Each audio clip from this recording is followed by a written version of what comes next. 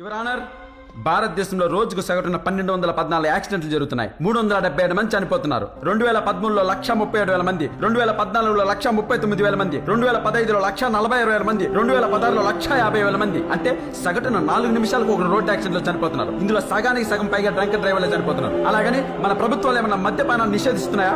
ఎందుకు సార్ మీరు మద్యపానాన్ని నిషేధించట్లేదని పేద ప్రజలు గొంతెత్తి తెరిస్తే majority of the revenue is accumulated through liquor business. They are saying answer.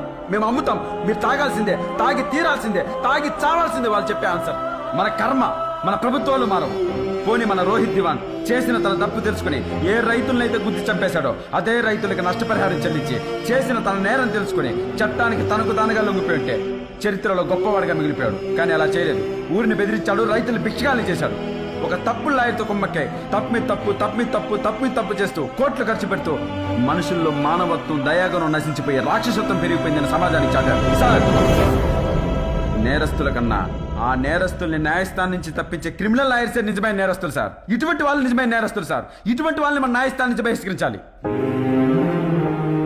గెలవడం అంటే ఊరికే గెలవడం కాదయ్యా, మనసుకు నచ్చే విధంగా మనస్సాక్షికి సమాధానం చెప్పుకునేలా గెలవాలి. 200కు పైగా కేసులు గెలిచానన్నావు కదా, 200 సార్లు న్యాయాన్ని ఓడించి తప్పు చేశావు. దేనికోసం? డబ్బు కోసమా? ఒక స్థాయి దాటిన తర్వాత డబ్బు తీసుకెళ్లి దాచిపెట్టుకోవడానికి తప్ప ఉప్పు రాయి కూడా పనికిరా తెలుసా? ఒక్కసారి న్యాయం పక్షాన నిలబడి న్యాయాన్ని గెలిపించుంటే చరిత్రలో చిరస్థాయిగా నిలిచిపోయేవాడిని. ప్రజల ప్రేమ, అభిమానం, ఆప్యాయత సంపాదించేలా గెలవాలి సార్. అప్పుడే మనిషి జన్మ సార్థకమవుతుంది. చదవాలా భగవద్గీత? చదవాలా? యువర్ ఆనర్, అన్ని సాక్ష్యాధారాలు కరెక్ట్ గా ఉంటే దేశ ప్రధానినైనా ప్రథమ పౌరుడినైనా క్షమించరాదంటారు ఈ చట్టం. అదే నిజమైతే మీ ముందు సాక్ష్యాధారాలు ఉన్నాయి. నేరం చేసిన రోహిత్ ఉన్నాడు, తీసుకెళ్లి ఇప్పుడే జైలు పడేయండి. మన న్యాయ వ్యవస్థ పైన జోకులు వేసుకుంటున్నా, బెట్టింగ్లు కట్టుకుంటున్న జనాలకు బుద్ధొచ్చేలా, కోర్టుల మీద నమ్మకం కలిగేలా this is the power of Indian judicial system అని దేశం, న్యాయం గర్వపడేలా ఒక్క తీర్పు ఇవ్వండి అన్నారు. ప్లీజ్ ఒక్క తీర్పు ఇవ్వండి. ఈ ప్రపంచంలో మోసపోవడం తప్ప మోసం చేయడం చేతగాని ఏకైక వ్యక్తి మన రైతు యువరానర్. అలాంటి రైతుకి బ్రతుకున్నప్పుడు ఎలాగో మనం న్యాయం చేయలేకపోయాం.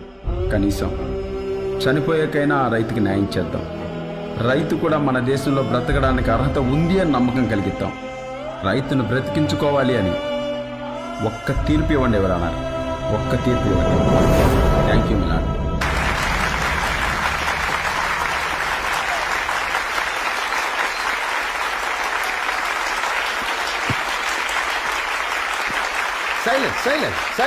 సైలెంట్. What a speech! చాలా మంచి ఉపన్యాసం. This is one of the best speeches in my career also.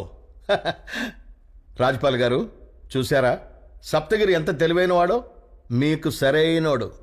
ఇప్పుడైనా ఒప్పుకుంటారా లేదా? Yeah.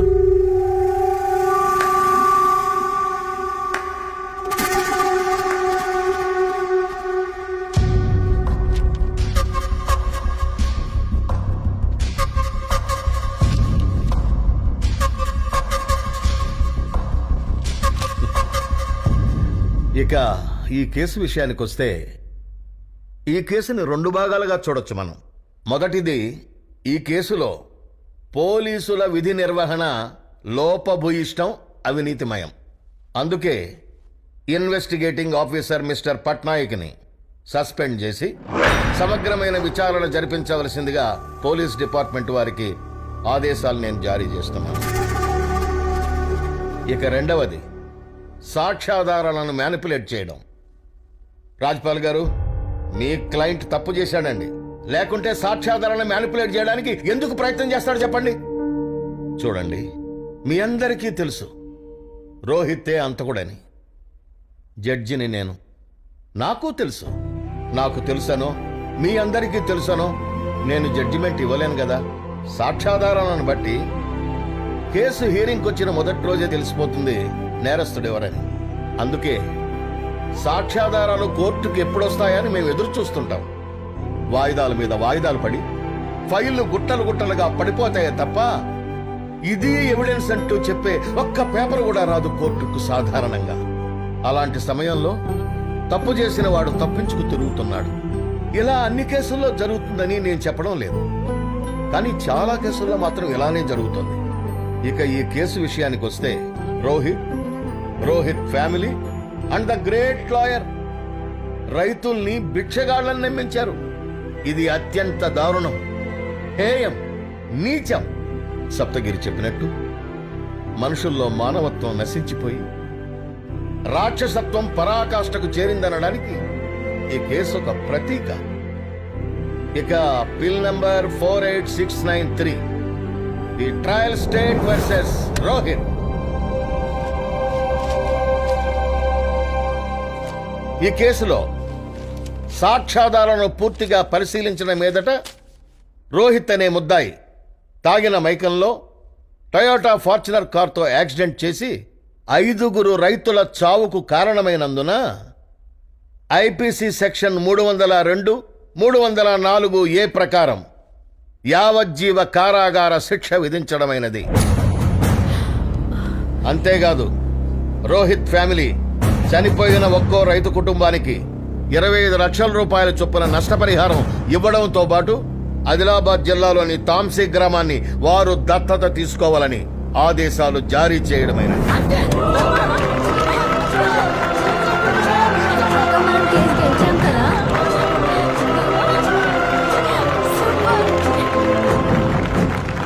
Your honour, this is bizarre. ఏందయ్యా మీరు ఎలా ఇస్తారు ఈ judgement? I'm compel to go to the high court. అక్కడ 2 నిమిషాల్లో మీ తీర్పు వీగిపోతుంది. నేను హైకోర్టుకి వెళ్తాను. నువ్వు యాడికన్నా పో, హైకోర్టుకు పో, సుప్రీంకోర్టుకు పో, ప్రెసిడెంట్ దగ్గరికి పో, రాయల్ చెరువులో పోయి దూకు. This is my court. My final judgement is this. చూడు, మీ క్లయింట్ రోహిత్ జైలుకి వెళ్తున్నాడు. ఈ తీర్పు రైతుల్లో నమ్మకాన్ని కలిగించాలి. రైతుల్ని బతికిద్దాం, బతకనిద్దాం. The detailed judgement follows soon. Now the court is అడ్జర్న్డ్.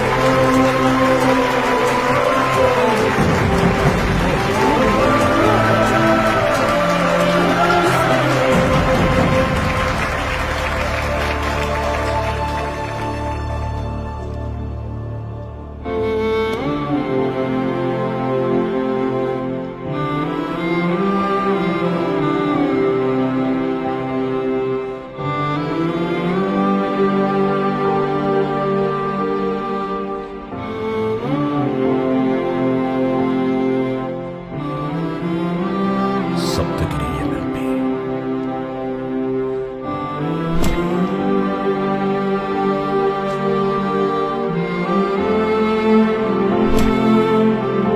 Congratulations.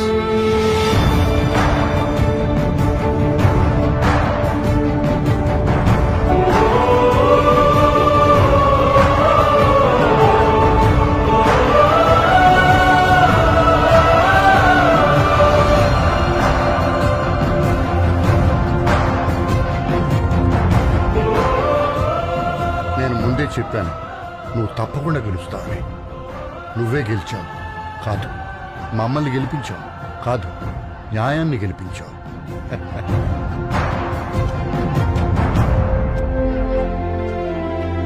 రైతుల్ని బతికించి రైతు బిడ్డమని పెంచుకున్నావు.